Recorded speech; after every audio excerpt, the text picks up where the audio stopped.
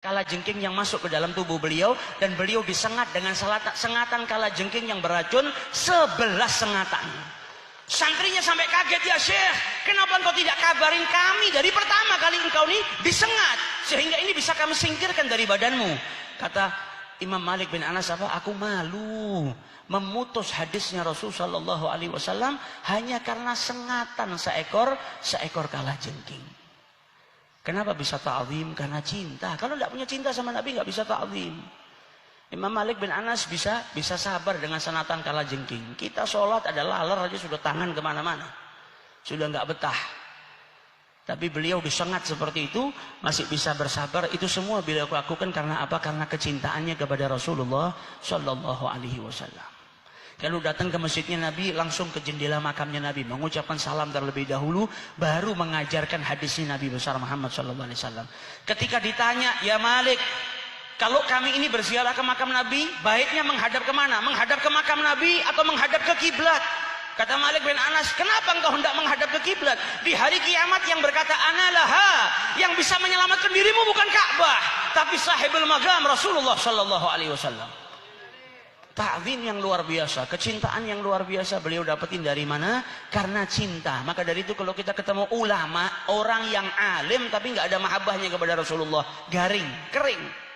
Tapi kalau ada orang yang ilmunya tidak banyak, sedikit, tapi mahabbahnya kepada Rasul Shallallahu Alaihi Wasallam luar biasa, maka kita akan dapetin cahaya mahabbah tadi tertular. Seperti para a'immah yang luar biasa. Orang yang punya mahabbah kepada Rasulullah semakin tawadhu, semakin merendah diri. Berapa banyak kisah Imam Malik bin Anas, Imam Darul Hijrah, sama santrinya sendiri saja ta'zim. Imam Malik bin Anas ini pernah mimpi berjumpa dengan Rasulullah. Rasulullah mengucapkan salam untuk muridnya Imam Syafi'i. Imam Syafi'i ini muridnya Imam Malik bin Anas, usianya beda jauh. Tapi kepandaian dan kesungguh-sungguhan Imam Syafi'i menjadi permata, menjadi cahaya matanya Imam Malik bin Anas. Sampai Imam Malik bin Anas pernah mimpi berjumpa dengan Rasulullah.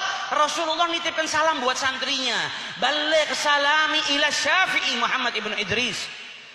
Imam Malik saat itu sudah tua. Bangun dari tidurnya, dia perintahkan santrinya, pergi kau ke Imam Syafi'i, sampaikan kepada Muhammad bin Idris kalau semalam Malik mimpi berjumpa dengan Rasulullah dan Rasulullah memberikan salam kepadanya. Maka santrinya Imam Malik bin Anas pergi ke rumah Imam Syafi'i. Sampai di rumahnya Imam Syafi'i bawa kabar gembira. Saking gembiranya Imam Syafi'i tahu, kata Rasulullah, kalau engkau diberikan sesuatu yang berharga oleh orang, maka balaslah dengan yang lebih berharga. Salam saja kita diperintahkan balas dengan yang lebih mulia. Idza hayyaitum bisalam fahayyu bi ahsani minha. Kalau ada orang mengucapkan salam kepada kita, salam itu doa. Assalamualaikum, berarti orang itu baik. Maka jawablah dengan yang lebih baik. Waalaikumsalam warahmatullahi wabarakatuh. Syafi'i ketika dapat kabar gembira, itu yang disuruh sama Imam Malik bin Anas, mau dikasih hadiah, tapi beliau nggak punya apa-apa. Hanya punya pakaian yang dipakai pada dirinya, itu pakaian yang paling bagus. Pakaian yang di lemarinya pakaian jelek-jelek, yang dipakai ternyata yang paling bagus. Dilepas pakaiannya, diberikan kepada santrinya Imam Malik yang bawa kabar gembira. Pulang ke rumahnya Imam Malik, ditanya sama Imam Malik, apa yang kau sampaikan kepada Syafi'i? Sudah. Kemudian saya diberi hadiah. Apa ini? Bajunya Syafi'i. Kata Imam Malik bin Anas, bolehkah aku pinjam bajunya Syafi'i? Ini bajunya orang istimewa, bajunya orang yang mendapatkan salam dari Rasulullah Sallallahu Alaihi Wasallam. Ini padahal Imam Malik bin Anas gurunya Imam Syafi'i. Tapi orang yang hatinya ada mahabbah kepada Rasulullah, alim dan cinta kepada Nabi yang luar biasa, menjadikan satu sama lain saling menghormati. Tawadhu yang luar biasa. Makanya kalau kita baca sejarahnya para alim ulama yang punya mahabbah, selalu di situ ditulis tatalammad, satu sama lain saling berbagi ilmu. Bajunya Syafi'i diambil, dicuci dengan air, airnya diminum oleh Imam Malik bin Anas, mengharap keberkahannya Imam Syafi'i. Muridnya ngajar di masjid, Imam Malik bin Anas datang ke majelisnya tapi sembunyi di belakang dinding, di belakang tiang, karena kalau nampak takut kalau Imam Syafi'i tidak nyaman. Karena ada gurunya duduk di antara para santri. Mendengar keluasan ilmu muridnya, kagum dengan muridnya sendiri, hormat dengan muridnya sendiri. Sampai setelah pengajian, di dinding dulu di Masjid Nabawi itu, dinding tersebut ada tulisannya Imam Malik bin Anas sebelum ada renovasi. Ditulis oleh Imam Malik bin Anas, man arada ilmun nafis fa'alaihi bi Muhammad ibnu Idris. Barang siapa yang mau ilmu yang berharga, maka hendaknya dia menuntut ilmu atau belajar dengan Muhammad ibnu Idris, yaitu Imam Syafi'i. Selesai ngaji, selesai ngajar, Imam Syafi'i tahu kalau ternyata Imam Malik datang ke pengajiannya, duduk di belakang tiang. Beliau datangi, sudah pergi Imam Malik. Dan beliau dapati ada tulisan di tiang Masjid Nabawi, pujian dari gurunya untuk muridnya. Maka Imam Syafi'i pun menulis di bawah pujian Imam Malik bin Anas, wa kaifa yakunu dzalik wa ana tilmidzu Malik. Bagaimana mungkin aku ini bisa jadi seperti itu sedangkan aku adalah santri atau pelajar atau murid daripada Imam Malik bin Anas. Satu sama lain saling menghormati, satu sama lain saling mengagungkan. Ini orang-orang yang di hatinya dipenuhi rasa cinta kepada Rasulullah Sallallahu Alaihi Wasallam. Orang kalau di hatinya ada mahabbah, maka dia mendapatkan safwah al-iradah. Kemauannya ini yang baik-baik. Makanya orang-orang yang soleh itu kemauannya luar biasa. Pengen bangun malam tahajud, pengen begini, pengen begitu. Nggak punya kemauan maksiat. Karena apa? Dalam hatinya ada mahabbah kepada Rasulullah SAW. Kemauannya, cita-citanya pengen bangun ini, pengen punya majelis yang di situ dibacakan sejarah Nabi, kepingin punya pengajian sholawat. Nah, kebaikan-kebaikan ini datang dari mana? Dari hati yang suci, hati yang dibersihkan dengan mahabbah kepada Rasulullah SAW. Semakin kita cinta, tempat wadah hati ini semakin bersih, semakin bersih, semakin bersih. Akhirnya apa? Kemauan-kemauan yang numbuh dalam hati kita ini, kemauan-kemauan yang suci, yang bersih. Makanya kadang kita, kalau pas hati ini lagi bersih, kita punya kemauan yang luar biasa. Besok kepingin puasa, besok kepingin hadir pengajiannya fulan, besok kepingin sedekah, alhamdulillah dapat rezeki. Nah, di saat hati bersih seperti itu memunculkan kemauan-kemauan yang baik. Nah, ini zaman fitnah. Kita ini hidup di akhir zaman. Kalau nggak benar-benar jaga hati, na'udzubillah min dzalik. Orang sekarang gunakan lisannya buat fitnah sembarangan, mencaci maki. Ini zaman sudah kacau. Sekarang mau fitnah nggak butuh lisan. Fitnah sekarang nulis dengan tangan, disebarkan, selesai. Orang mau berbuat dosa semakin banyak. Orang mau beramal hasanah, mau beramal baik semakin sulit karena godaannya semakin besar. Fitnah di sana sini. Kalau kita nggak jaga hati kita nggak dipenuhi dengan mahabbah kepada Rasul Sallallahu Alaihi Wasallam. Mahabbah ini ada sirnya, ada rahasianya, ada berkahnya yang bisa menjaga dinding-dinding hati kita. Kalau nggak punya amalan-amalan seperti itu bahaya. Kita lihat berapa banyak saudara-saudara kita yang kelihatannya soleh, mulutnya digunakan untuk caci maki sana sini. Naudzubillah, fitnah sana sini. Bukan hanya fitnah orang soleh, ulama kadang difitnah, ulama dikomentari, wa'iyadzubillah. Saudara seimannya yang awam, yang bodoh, nggak boleh difitnah. Kok muslim sama non muslim fitnah aja nggak boleh. Nah, ini malah orang-orang besar difitnah. Nah, ini orang-orang yang nggak jaga dirinya, nggak jaga hatinya.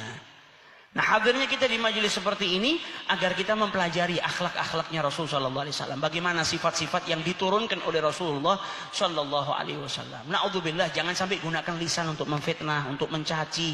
Semua ada hukumannya. Kalau nggak dihukum di dunia, dihukum di akhirat nanti sama Allah Ta'ala. Di zamannya Imam Malik ini sampai dikatakan tidak ada yang boleh berfatwa di Madinah selagi Malik bin Anas masih hidup. Kenapa beliau dikatakan seperti itu? Karena di zaman Malik bin Anas dulu ada salah seorang wanita yang meninggal dunia. Dipanggil tukang mandikan jenazah seorang wanita juga. Masuk di ruangan dimandikan, ketika buka pas kelamin wanita yang meninggal tadi, melihat kemaluan wanita tadi, si pencuci atau yang mandikan jenazah tadi berkata apa? Berapa banyak orang yang berzina dengan wanita ini. Ini kemaluan wanita sudah dipakai berzina berapa kali. Dia memfitnah. Ketika dia mengucap seperti itu, tiba-tiba tangannya yang nempel di tubuhnya jenazah nggak bisa keluar. Ketika mencuci kemaluannya jenazah tadi, tangannya nempel tidak bisa keluar. Sampai orang masuk ke ruangan tersebut, mau nyiapkan kafan, diusir sama dia. Dia malu. Nanti dulu, kami belum selesai memandikan. Sampai akhirnya orang curiga dan ternyata benar ada sesuatu yang terjadi. Tangannya si pencuci jenazah tadi masuk ke dalam kemaluan wanita yang wafat tadi dan tidak bisa dikeluarkan. Sampai akhirnya dipanggil para ulama, ini gimana solusinya? Sebagian ulama bilang apa? Potong tangannya. Karena memakamkan jenazah itu hukumnya wajib, gak boleh tertunda. Sebagian ulama yang lain mengatakan apa? Yang dipotong bagian kemaluan si jenazah. Karena apa? Karena mendahulukan atau mengutamakan yang hidup itu lebih mulia daripada yang sudah wafat. Berdebat para ulama sampai akhirnya ada yang mengingatkan, hei, kenapa kalian memperdebatkan hukum sedangkan di antara kita masih ada Imam Malik ibnu Anas.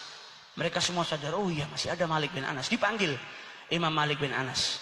Maka Imam Malik bin Anas berdiri di luar kamar tempat memandikan jenazah. Dia tanya kepada yang nyuci jenazah, apa yang kau lakukan sehingga engkau bisa terjadi seperti ini? Dibilang, saya memfitnah yang meninggal ini. Saya katakan kalau dia sudah berzina. Kata Malik bin Anas, engkau tidak bisa memfitnah seperti itu. Engkau tidak bisa menuduh seseorang berzina terkecuali engkau mendatangkan 4 saksi yang melihat orang itu berzina. Nah, di zaman sekarang orang memfitnah sembarangan, fulan berzina, fulan berbuat seperti ini, wa'iyadzubillah. Maka kata Malik bin Anas apa? Suruh wanita-wanita masuk ke dalam ruangan tersebut dan memukulnya, ghadhaf. Dia harus menerima hukuman bagi seseorang yang menjatuhkan ghadhaf tentang perzinaan sedangkan dia nggak punya bukti, maka dia dicambuk 80 kali. Maka wanita lain tadi masuk, dicambuk si wanita yang memfitnah tadi 80 kali, cambukan yang ke-80 tangannya langsung lepas dari tubuh si mayit. Nah, ini terkadang Allah turunkan hukuman di dunia sebelum di akhirat. Kalau enggak di dunia maka dikumpulkan sama Allah Subhanahu wa taala dan kelak hukuman tersebut diberikan di akhiratnya Allah Subhanahu wa taala lebih pedih daripada hukuman dunia, wa iyadzubillah. Maka dari itu hadir kita ke majelis-majelis seperti ini supaya ada kemauan-kemauan yang bersih.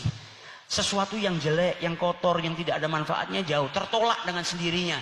Tidak muncul dalam hati kita. Tapi kalau kita nggak hadir ke majelis seperti ini, wa iyadzubillah, nanti akhirnya punya kemauan yang enggak. Oh, pulang pengajian keplek wae ya. Pulang dari pengajian cari perempuan ya. Kadang ada orang yang hadir pengajian pulang goncengan sama pacarnya. Jadi habis ngamalin sunnah, ngamalin haram. Tidak ada manfaatnya akhirnya. Jadi ibarat masuk ke majelis mandi dengan air yang bersih, keluar nyebur kali. Jadi pulang ke rumah yang dilihat sama orang tuanya apa? Comberan, anaknya kotor. Karena apa? Setelah keluar dari majelis malah bermaksiat. Nah, ini yang harus dijaga. Benar-benar menjaga hatinya supaya apa? Punya keinginan. Senang sama perempuan, jangan diajak pacaran. Parani wong tuane. Ya, yang gentle. Saya mau lamar anak Anda, tapi kasih saya waktu 6 tahun untuk kerja. Ya enggak apa-apa kalau nggak bisa, minimal punya kemauan. Niatnya 6 tahun, tapi kalau orang punya niat soleh dibantu sama Allah Subhanahu wa ta'ala. Nah, ini manfaatnya kita hadir majelis seperti ini. Kalau orang tidak hadir majelis seperti ini, contoh, pernah tidak kita ini bayangkan, ini datang bulan Dzulqa'dah, terus punya keinginan, ya Allah, kapan saya bisa naik haji? Kalau keinginan saja nggak ada, gimana dia mau naik haji? Nah, ini safwatul iradah. Pentingnya kita punya keinginan-keinginan yang bersih ini, tak lain agar kita lebih dekat sama Allah Ta'ala. Terkadang lewat tahun datang, kita keinginan saja untuk naik haji nggak ada. Apalagi kalau sampai diberi sama Allah Ta'ala, misalnya dikasih kita rezeki 100 juta, saat itu kita diwajibkan untuk daftar haji, saat itu diwajibkan kita untuk menunaikan ibadah haji. Nggak mungkin daftar, nggak mungkin berusaha. Karena apa? Keinginan saja.